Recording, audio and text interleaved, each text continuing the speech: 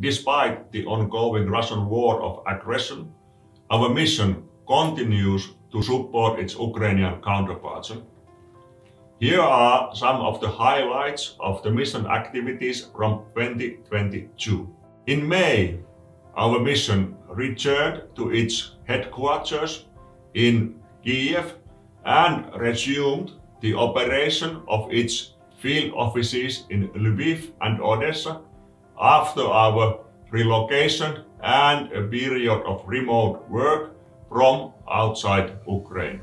Our mobile unit now provides a presence for the mission in eastern Ukraine, which began with its first visit to Dnipro city earlier this month. Currently, almost all our mission members are back and operational across Ukraine. Under the EU Commission's Solidarity Lanes Action Plan, our mission works on improving Ukraine's transport connections for exports with the EU and especially for agricultural products.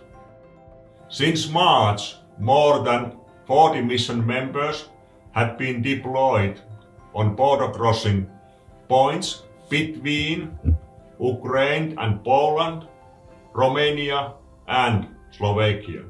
In coordination with international integrated border management partners, they monitored the situation, engaged with relevant stakeholders and provided strategic advice to the Ukrainian State Customs Service and State Border Guard Service. On the Ukrainian-Romanian border, our mission facilitated a highly successful bilateral working group of customs officers from both countries. In this context, a new border crossing point, Krasnoilsk, vis-à-vis the Sus, was opened in November, expanding Ukraine's export corridors.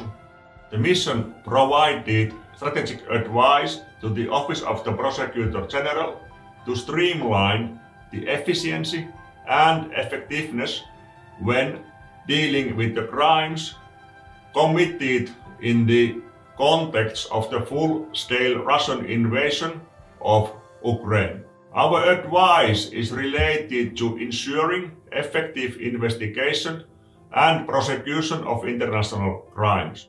Proper investigative planning as well as case and information management are crucial in this regard. Addressing conflict-related sexual violence is vital towards achieving accountability. Acts of sexual violence can be committed by or against any person, regardless of their age, sex, or gender. The strategic advice we provide is based on a victim-centered approach, recovery facilitation, and confidentiality. Coordination of the international community's efforts in the area of investigation and prosecution of international crimes is also high on our mission's agenda. Only a fortnight ago, our mission organized a donor coordination conference in Kiev. The conference, which will be held periodically, will be a much needed tool for information sharing, delineation of activities and networking. This year, our mission organized expert trainings on investigation and prosecution of international crimes, on forensic aspects of evidence gathering, and workshops on open source intelligence, and these are much needed initiatives for our partners from the Office of the Prosecutor General, the National Police, and State Bureau of Investigations. The equipment donated to our partners is already used for crime scene management and forensic analysis. In 2022, our mission trained 3,231 persons from various law enforcement agencies throughout 32 training sessions. Since 24th of February, our mission donated euro 1.6 million worth of equipment and goods to our partners, including food rations for the National Police and State Border Guard Service of Ukraine, IT equipment for the police. Our mission also donated personal protective equipment, first aid medical kits and armored vehicles to the Border Guard Service.